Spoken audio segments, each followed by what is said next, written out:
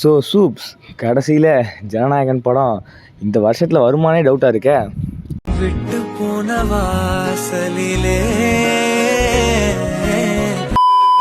எல்லாருக்குமே தெரியும் ஜனநாயகன் படத்துக்கு கோர்ட்டில் பிரச்சனை போயிட்டுருக்கு அப்படின்ட்டு. ஸோ இன்றைக்கி தீர்ப்பு, நாளைக்கு தீர்ப்பு, நாளான்னைக்கு தீர்ப்புன்னு டெய்லி தீர்ப்பை தள்ளி வச்சுட்டே இருந்தாங்க.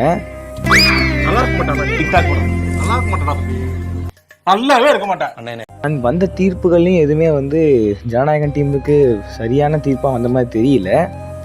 கடைசியாக ஜனவரி 27 செவ்வாய்க்கிழமை அவங்க லாஸ்ட்டு தீர்ப்பு சொல்கிறேன்னு சொல்லிட்டு ஜட்ஜ்மெண்ட் சொல்லியிருந்தாங்க.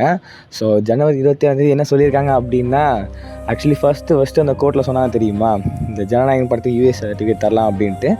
ஸோ அந்த ஜட்ஜ்மெண்ட்டு ரத்து பண்ணிட்டாங்க. ஸோ அந்த ஜட்ஜ்மெண்ட்ஸ் செல்லாது.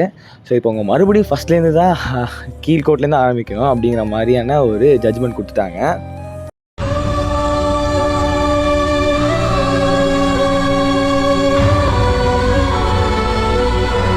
இதுக்கெல்லாம் காரணம் இவங்க தான் அவங்க தான் அப்படின்னு நான் யாரையுமே பாயிண்ட் அவுட் பண்ண வரல.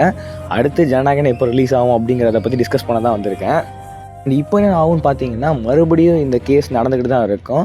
எனக்கு தெரிஞ்சு இப்போதைக்கு ஜனநாயகன் படத்துக்கு ரிலீஸ்க்கு எந்த அப்டேட்டுமே கிடைக்காது.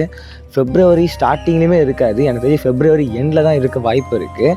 இன்கேஸ் ஃபெப்ரவரி எண்டை அவங்க தவற விட்டாங்கன்னா அதுக்கப்புறம் ஒரு பெரிய பிரச்சனையாக அவங்களுக்கு இருக்குது. இது என்னன்னா, மார்ச்லேருந்து இந்த ஸ்டேட் எலெக்ஷன் கமிஷனுக்கு கீழே போயிடும். ஸோ எந்த ஒரு பொலிட்டிக்கல் பார்ட்டி இருக்கிற நம்ம விஜய் மாதிரியான ஆட்கள் இந்த மாதிரி மூவிஸ்லாம் ப்ரொமோட் பண்ணி அவங்க யாரையும் ஓட்டு போட சொல்லக்கூடாது அப்படிங்கிற மாதிரியான ஒரு ரூல் இருக்குது.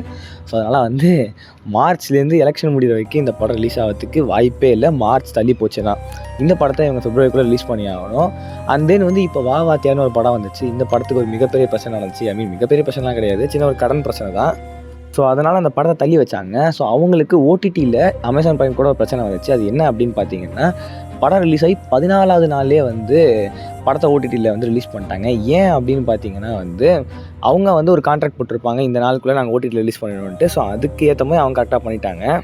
ஸோ இந்த மாதிரி பல பிரச்சனைகள் நம்ம ஜனநாயகன் படத்துக்கு இருக்குது. ஸோ என்ன நடக்க போகுதுன்னு தெரியல. ஆனால் உண்மையாகவே இந்த டீமை நினச்சா ரொம்ப கஷ்டமாக இருக்குது.